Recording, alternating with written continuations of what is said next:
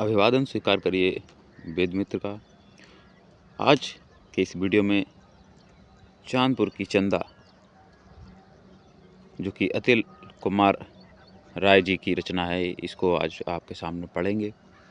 अपना इस वीडियो को भरपूर प्यार दीजिए और सब में शेयर कर दीजिएगा। जो कि एक उपन्यास है चांदपुर की चंदा, और लिखा गया है हमारे लेखक अतुल कुमार राय ने।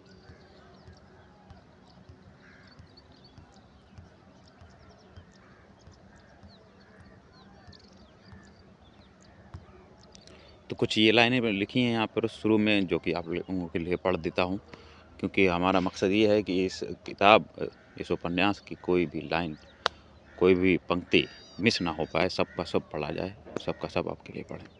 तो माता जी श्रीमती जयंती राय को, जिन्हें रामचरितमानस छोड़कर और कुछ पढ़ना न आया। पिताजी श्री शत्रुघ्न राय को, जिन्हें जिंदगी की किताब ने ज़्यादा पढ़ने ना दिया। जनवरी 2006, घड़ी सुबह के 7 बजा रही है। घने कोहरे में सिमटकर बलिया रेलवे स्टेशन सफ़ेद पड़ गया है। 2 दिन से दिल्ली मुंबई जाने वाली गाड़ियाँ 10 घंटे की देरी से चल रही हैं। इस कारण बहुत सारे यात्री परेशान हैं, तो कुछ यात्री अभी भी प्लेटफॉर्म की तरफ टकटकी लगाए देख रहे हैं। कहीं कुछ भी दिखाई नहीं दे रहा। चारों तरफ गलन से भरा है एक ठंडा सन्नाटा, जो वक्त के साथ फैलता ही जा रहा है। इधर प्लेटफॉर्म नंबर 2 से आती ये चाय गरम चाय की आवाज़ इस सन्नाटे को चीर रही है। तब तक पूछताछ केंद्र पर हलचल होने लगी। 2-4 यात्री उठ खड़े हुए और उनको देखकर बाकी लोग भी खड़े होने लगे। अचानक सूचना प्रसारण यंत्र में किसी ने जोर की फूंक मारी। यात्रीगण कृपया ध्यान दें, जयनगर से चलकर नई दिल्ली को जाने वाले स्वतंत्रता सेनानी एक्सप्रेस प्लेटफॉर्म नंबर 2 पर आ रही है।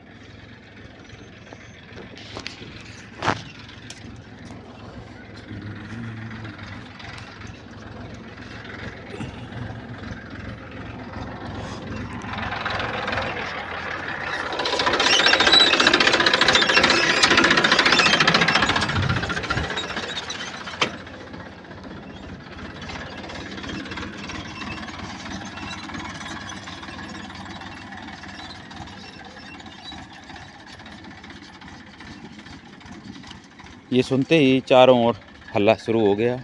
गाड़ी का इंतज़ार करके थक चुके सारे यात्री अपने अपने स्वेटर, मफलर, अटैची, बक्सा, गठरी, झोला, कंबल ठीक करने लगे। देखते ही देखते कोहरे को चीर कर धुआं उड़ाती, सीटी बजाती स्वतंत्रता सेनानी एक्सप्रेस प्लेटफॉर्म नंबर 2 पर आ खड़ी हो गई। गाड़ी खड़े होते ही जनरल बोगी से लड़खड़ाते हुए 5 अधेड़ युवक उतर रहे हैं। 5 की उम्र 25 से 30 के बीच है। सबके हाथों में झोले और पैरों में गोल्ड स्टार के जूते हैं। मुंह से गुटखा टपक रहा है और आंखों तक लटकती जुल्फों से रूसी चढ़कर जैकेट पर गिर रही है। 5 को गौर से देखने पर यकीन हो जाता है कि इस देश में सिर्फ ठंड ही नहीं बल्कि बेरोजगारी और महंगाई भी काफ़ी बढ़ गई है। सरकार को सबसे पहले युवा कल्याण मंत्रालय और मद्य निषेध मंत्रालय को एक में ही मिला देना चाहिए, क्योंकि जिस दिन ठीक से मद्य निषेध हो गया उस दिन युवा कल्याण अपने आप हो जाएगा। थोड़ी देर में 5 लड़के आंख मलते हुए स्टेशन के बाहर आ गए। बाहर आते ही आपस में विचार विमर्श होने लगा। सबसे होशियार दिखने वाला एक लड़के ने गुटखा थूक कर कहा, भोंदू आमादेर स्टेशनटा पोछोने छूटे गेचे। चुप करो दादा, वहाँ गाड़ी का स्टॉपेज ही नहीं था तो कैसे उतर जाते। यहाँ से हम लोगों को रिजर्व ऑटो पकड़ के चलना पड़ेगा। ऑटो का नाम सुनते ही पांचों ने झोला उठाकर ऑटो स्टैंड की तरफ कूच किया। इधर सुबह से सूने पड़े ऑटो स्टैंड पर भारी भीड़ उमड़ पड़ी थी। ट्रेन से उतरे सारे यात्री ऑटो में बैठकर हवाई जहाज़ की स्पीड से जल्दी जल्दी घर जाना चाहते थे। इस कारण ऑटो स्टैंड का माहौल मछली बाजार बन गया था।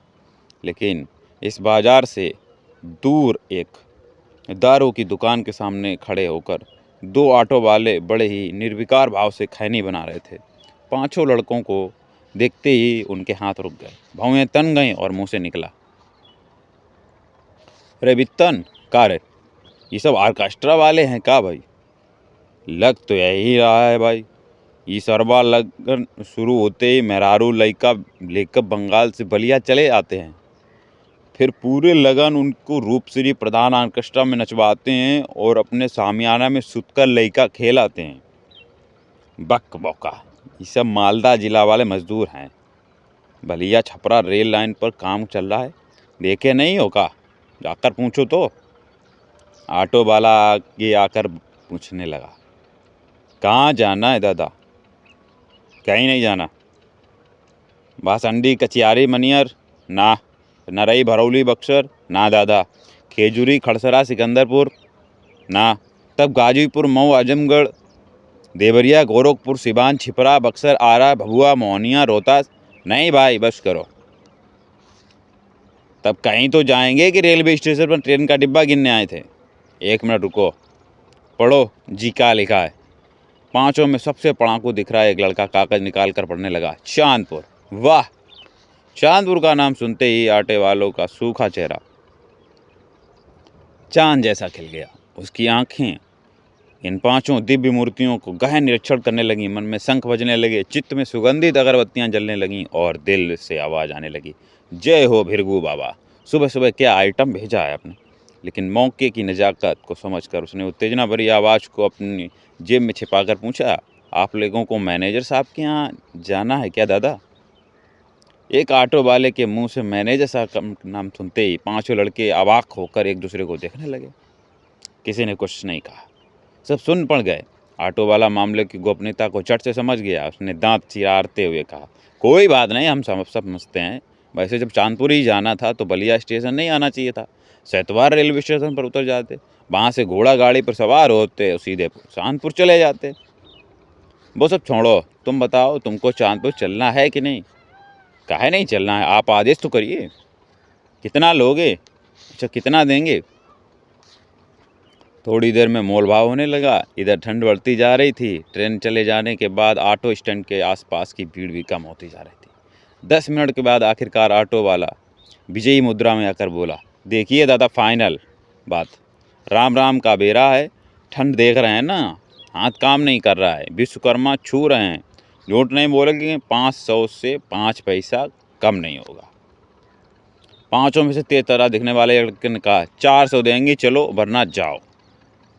जा सुनते ही जैसे जाल में फंसी हुई मछली के जाल से निकल जाने पर मछुआरा तड़पता है, वैसे ही ऑटो वाला तड़पने लगा। ए दादा, अरे राम राम के बेरा नाराज़ नहीं होते हैं, आपको हम मैनेजर साहब के घर छोड़ेंगे, घर नहीं होंगे तो उनके स्कूल पर छोड़ेंगे, अगर स्कूल नहीं होंगे तो आपका जूता मेरा सर, समझे? औसत भारतीय की तरह जूते वाली बात पांचों लड़कों को तुरंत समझ में आ गई। कुछ देर तक अपने फटे जूते की तरफ देखकर पांचों में से एक ने कहा, ठीक है तब चलो, पीछे सामान रखो दादा। ना ना ना, हम लोग सामान साथ लेकर बैठेंगे, इसमें बहुत ज़रूरी सामान है। ठीक है दादा, जैसी आपकी मर्जी। इतना कहकर ऑटो वाले ने मन ही मन गरियाते हुए पगड़ी टाइट बांधी, मुंह में गुटखा डालकर निरहुआ का गाना बजाया, स्टीयरिंग को सुबह की तूफानी नमस्कार किया और चलने लगा। इधर सड़क पर 10 मीटर के आगे कुछ दिखता ही नहीं था। बिना डिपर के चलना मुश्किल हो रहा था। इसी मुश्किल में अखबार वाले, दूध वाले, ट्रेन पकड़ने वाले और कोचिंग पढ़ने वाले इक्का दुक्का लोग आ जा रहे थे। थोड़ी देर में ऑटो शहर के बाहर निकल आया। बाहर निकलते ही पांचों लड़कों के चेहरे पर हवाइयाँ उड़ने लगीं। उनके चेहरे भय से सिकुड़ गए। एक लड़का अपना मोबाइल को बार बार कान से हटाकर सटाता रहा। बाकी चारों कौतुक भरी आंखों से बलिया जनपद को देखते रहे। 10-15 मिनट तक ऑटो में शांति पसरी रही। कोई किसी से बोलता नहीं था, बस मफलर का कान का आगे पीछे कर लेता था। अचानक सबसे किनारे बैठे एक अधेड़ लड़के ने मुंह से मफलर हटाकर साइड मिरर में झांकते हुए ऑटो वाले से पूछा, भाई साहब, क्या आप सच में मैनेजर साहब को जानते हैं? जानते हैं? क्या बात किया आप दादा? मैनेजर साहब के लड़के हैं डब्लू नेता, हम उनके खास आदमी हैं और उनके कॉलेज में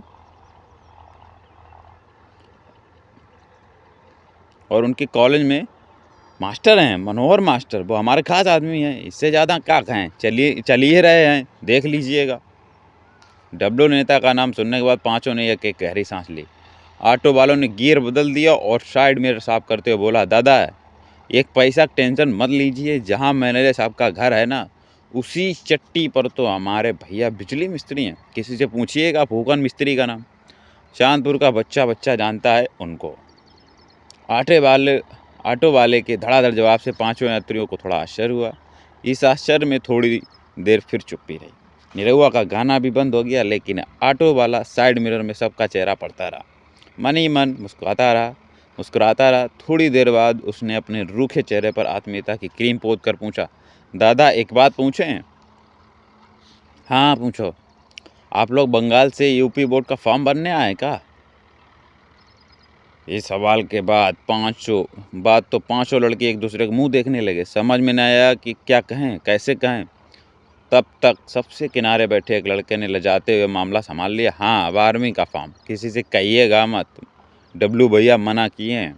अरे सरकार, यही बात आप लोग पहले कहे होते कि यूपी बोर्ड का फॉर्म भरने आए हैं, तब से ना जाने का दिस दैट बतिया रहे हैं। टेंशन मत लीजिएगा, हम भी परियार साल उसी कॉलेज से इंटर पास हुए हैं। उसी कॉलेज से? सच में? पांचों लड़के ने चेहरा सिकोड़ कर एक साथ पूछा। तब क्या जानते हैं हमारा कितना परसेंट था? सबसे अधेड़ दिखने वाले लड़के ने पूछा। कितना परसेंट था?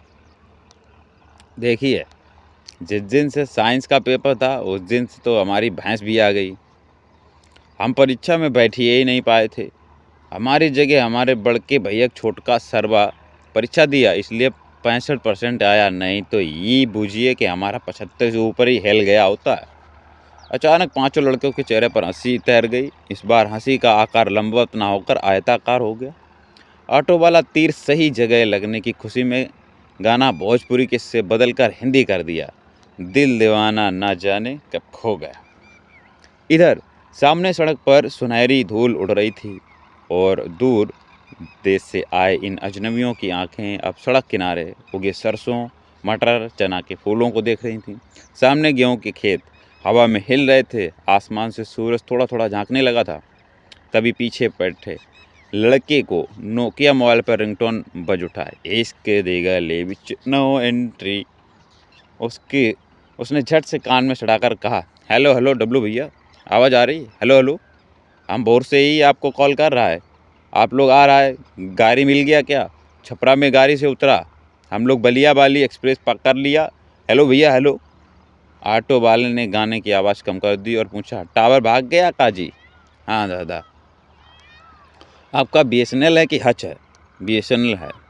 तबे ना भाग गया, हम हच लीजिए, हच एकदम गच गच पकड़ता है। इस बात पर पांचों लड़के मुस्कुराने लगे। इधर सूरज भगवान की कृपा से कोहरा कुछ कम हो गया। ऑटो वाले की स्पीड बढ़ गई। सामने से आ रहे दूध वाले की साइकिल से टकराने के बाद माँ बहन की 2-4 खतरनाक गाली सुनकर उसने कहा, वैसे दादा जानते हैं, पिछले साल तो पंजाब, नेपाल, हरियाणा से 1 दर्जन स्टूडेंट परीक्षा देने चांदपुर आया था। सबके रहने, खाने, आने जाने से लेकर पान, तम्बाकू, गुटखा की व्यवस्था हम ही की थे। वो सब लोग फर्स्ट डिवीज़न पास हो गया है, अभी भी हमको फ़ोन करता है। इस बार भी बोर्ड परीक्षा में हम ही ड्यूटी करेंगे। आप लोगों को कौनों प्रकार की दिक्कत नहीं होगा। ये बूझिए कि अपने घर का कॉलेज है। ऑटो वाले की इस बड़ी सी आश्वस्ति के बाद पांचों लड़कों के चेहरे पर सिकन कुछ कम हो गई। सब जान गए कि ये ऑटो वाला पहुंचा हुआ फ़कीर है। दूसरी बात ये कि अनजान जगह पर मौन रहना भीतर के डर को बढ़ाता है। इसीलिए बात चाहे कितनी भी फालतू क्यों ना हो, करते रहनी चाहिए। फिर तो पांचों लड़के सामान हो गए। किसी ने ऑटो वाले से पूछा, आपका नाम क्या है? ऑटो वाले ने गिर बदल का, स्कूल का नाम तो गोवर्धन है दादा, लेकिन चांदपुर में सब बित्तन कहते हैं। किसी ने पूछा, भैया कल शाम को हम लोग फॉर्म भरकर फिर अपने घर चले जाएंगे, आप स्टेशन छोड़ देंगे ना? क्या बात की, स्टेशन क्या चीज़ है, कहेंगे तो कोलकाता छोड़ देंगे। हर साल चांदपुर की फजूल बैंड पार्टी का नचनिया लाने का हम ही तो कोलकाता जाते हैं। जानते हैं, पिछले साल जो नचनिया आया था वो साला आज भी हमको कहीं देखता है तो चुम्मा देकर आई लव यू बोलता है। लेकिन ये सब लसर घट से हम दूर रहते हैं, बदनामी ना होता है जी। अगले साल ब्याह करना है।